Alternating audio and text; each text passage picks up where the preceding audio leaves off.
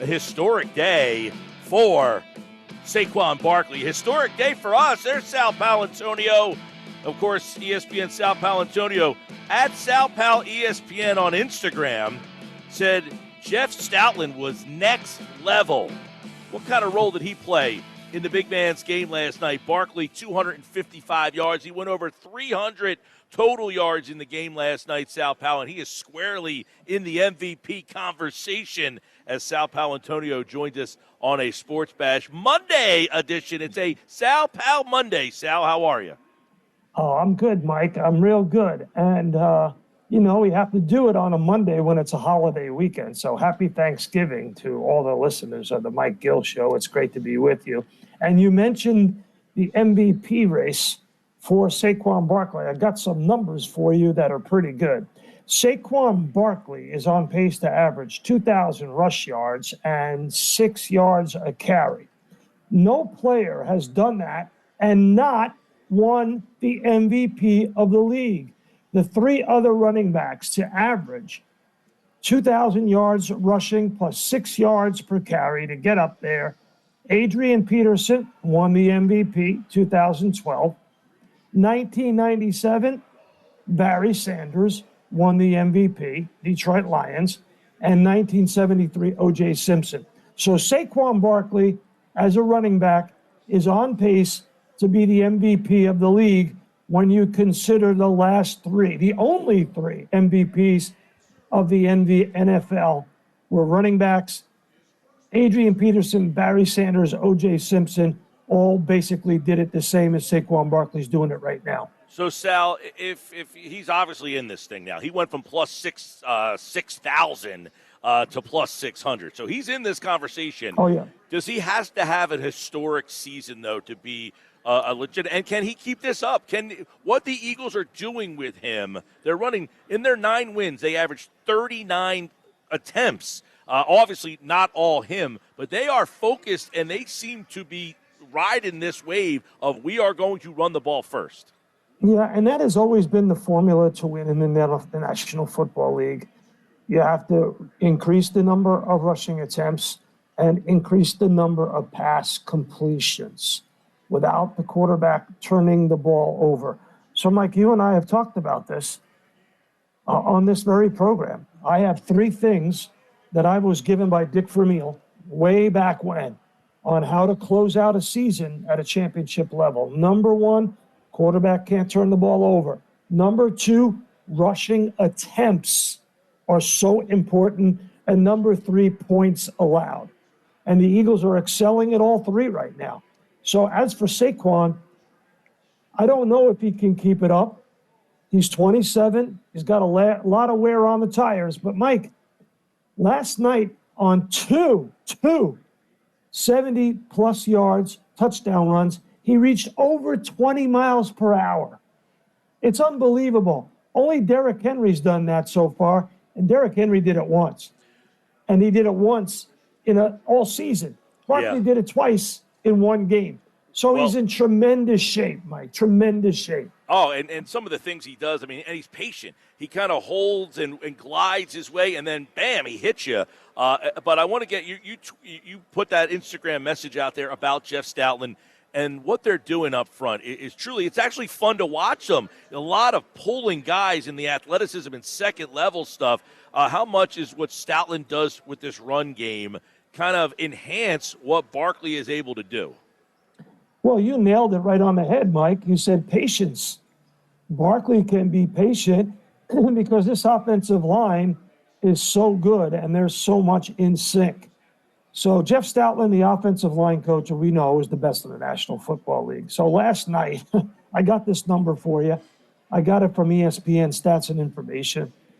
The Eagles had 264 yards rushing before contact, before a defender laid a glove on Barkley, Hurts, or Gainwell. That's on my Instagram, Sal Pal ESPN, as you mentioned. But when you look at that number, 264 yards rushing for the Eagles before a defender laid a glove on him. You know what that means? That means up front, those guys are getting it done. Mailata, Becton, Juergens, Dickerson, and, of course, the future Hall of Famer Lane Johnson.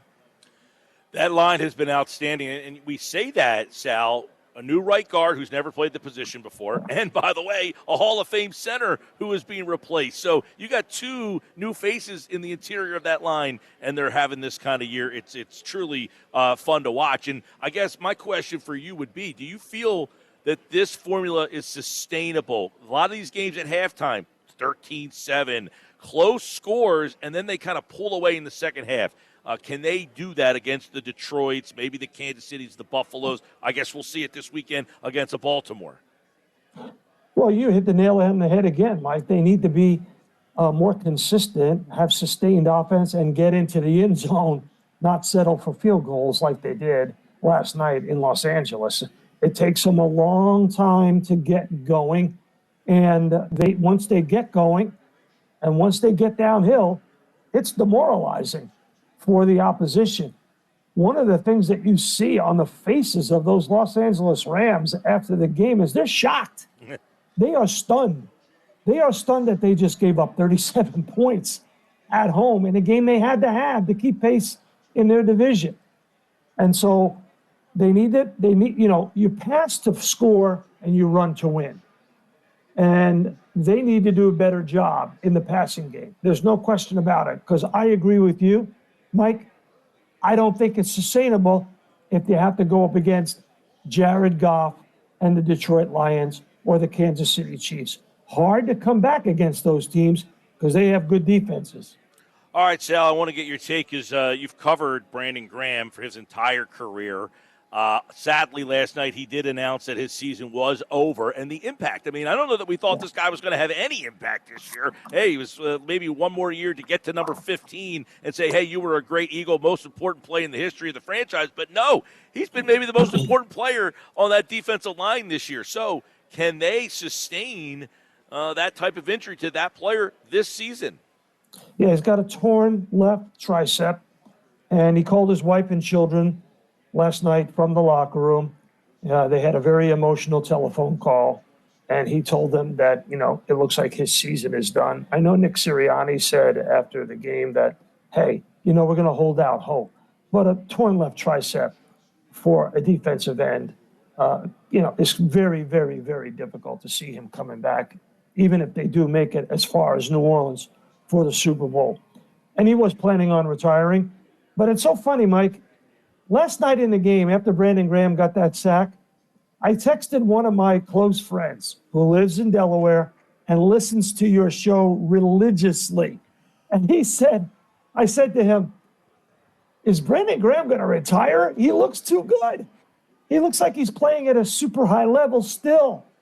Bull rushing guys, getting around the edge with speed to power, which is what he's done in his entire career. 3.5 sacks. 20 tackles. And, Brandon Graham was Howie Roseman's first ever draft pick. I remember that when Howie Roseman was way up in the rafters of the big house in Michigan, scouting Brandon Graham. He called Andy Reid on his cell phone and said, Andy, I got the guy that I think we've got to draft. And it was Brandon Graham. So it's a very emotional connection between the front office, the ownership, and Brandon Graham. I don't think the leadership will be gone. He's such a culture guy. He's so important to the team. He's a tone setter. He will continue to impart his wisdom and experience on the young guys. But he was an important part of what they did. So now they got Bryce Huff coming back from wrist surgery, Josh Sweat, Jalix Hunt, the rookie, and they're going to have to try to get maybe Jalen Carter outside a little bit more. But they've got him at defensive end in their 3-4 alignment. I don't know if he can play the outside linebacker that number 55 was playing. He was playing the weak side linebacker as a starter in many cases. Mike, he had 46% of the defensive snaps. That's more than Milton Williams.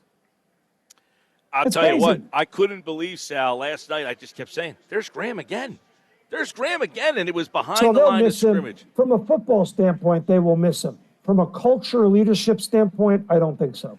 Right. And, yeah, he even said it last night. I'm going to continue. The mission is still the mission. I'm going to be around this team. And you know that he'll be barking like crazy. But it's a big loss for this team. And who would have thought in year 15, you're right, that draft, I remember that day, Earl Thomas, Jason Pierre-Paul, there were people that thought that the Eagles made a mistake because of their early success, Thomas and Pierre-Paul. But Graham is the one that's still going, and we'll see how they try to fix it. What do you think of this defense in general, though, now that we've seen them 7 straight wins, and it seems that every week, we were talking about this earlier, now with Graham out, maybe this changes, but it seems that they don't have a weakness at any level of the defense.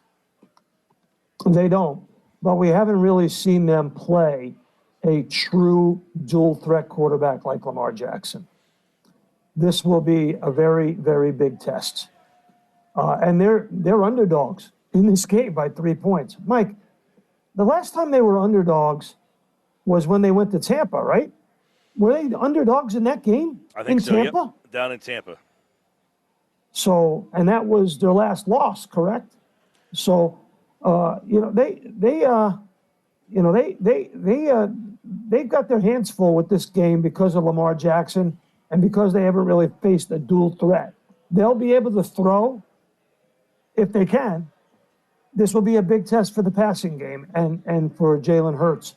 You can throw on the Ravens. You can't run on them. They're tough to run on. Oh, this is going to be interesting. Right, it's going to be interesting to see if the Eagles say, hey, you can stop the run. We like to run. Let's fight fire with fire here. Yeah, I could see that. But, you got to be able to score points to the passing game, Mike. You got to.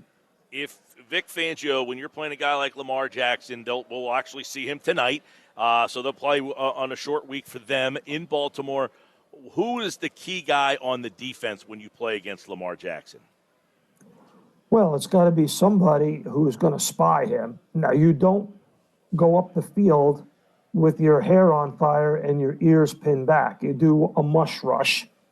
If you go back to 2004, how did Jim Johnson, the late, great Jim Johnson, rush Michael Vick, the greatest dual-threat quarterback of all time? He mush rushed him. He kept him in the pocket. He didn't let him get outside of the tackle box. And that frustrated Vic. Rush 4, send everybody into coverage. I think you'll see the exact same thing. Maybe Nakobe Dean or Zach Bond will spy him. Maybe it'll be Cooper DeJean. I don't know. I'll tell you what, that Cooper DeJean, he's a difference maker. Him and Mitchell they hit 2 home runs with those 2 guys. Yes. And Mike, Howie Roseman's the executive of the year in National Football League. The votes are already counted. It's already in. I'll tell you, have you ever, Sal, you've been doing this a long time. Have you ever, the whole Hard Knocks thing just adds to the story. The poor guy in New York, every week they keep showing the video of him and Mara in the room, and Mara saying, I can't go to sleep at night if he signs with the Eagles. This thing is just every week. You've never seen anything like it before. It's one of the greatest memes of all time. But, Howie Roseman, he steals Saquon Barkley from a division rival, and the guy turns into an MVP candidate, legitimate. He signs Zach Bond, who is going to be an all-pro at linebacker. He drafts Quinyon Mitchell and Cooper DeJean back-to-back, and they turn into major, not only difference makers, but tone setters. When you have a guy like Quinyon Mitchell who can take away a Terry McLaurin like he did in Thursday Night Football and force Jaden Daniels to hold the ball a beat or 2 more so the pass rush can get to him. And that was the blueprint that the Cowboys used. That was it.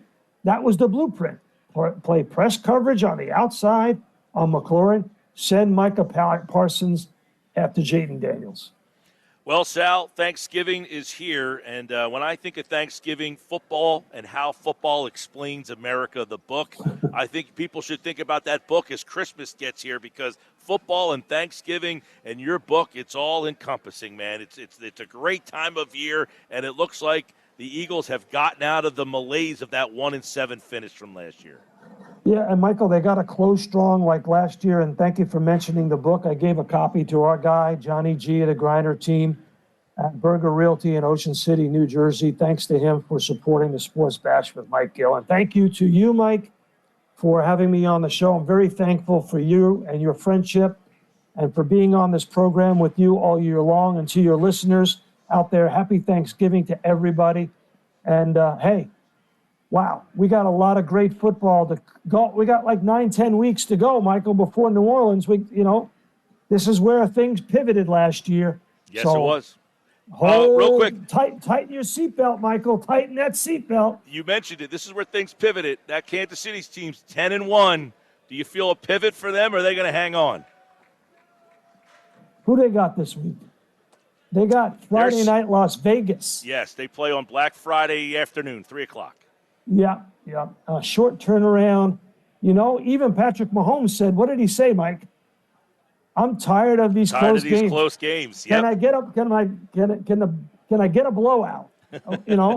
But as we know, that's not the NFL, Mike. Well, it's funny. This is a one-score league, Michael. One score. It's funny because you're hearing a lot of the same things that you heard about the Eagles last year. Good teams, they find ways to win. They know how to win. You heard that a lot about Philadelphia last year, and they just fell apart. And I don't know that Kansas City is going to fall apart, but yesterday, to be in a battle with Carolina the way they were, you start to wonder, is something going to fall out on that team here because of all the close games? So it's a one-score league, Mike, except when you're playing the Eagles. I got these numbers from Hembo and Get Up.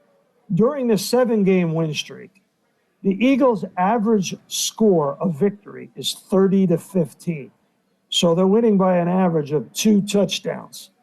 Their average yardage is 403 yards gained to their opponent's 223. Jeez. And their average of explosive plays, 40 yards or more, is 9 per game to 4 per game for the opposition during the 7-game win streak. Michael, that's unbelievable. It really is. Their scoring margin is unbelievable. Their scoring margin is 97 points. Their average yard margin is 1,259, 34 explosive play margin. Amazing. Well, I'll tell you what. Let's see what happens over these next couple of weeks. It's going to be fun. Sal will be back in his normal Friday on December the 6th. Thanksgiving Day, everybody. Enjoy it. And Sal Pal, thanks to you, man. Happy Thanksgiving, Mike Gill.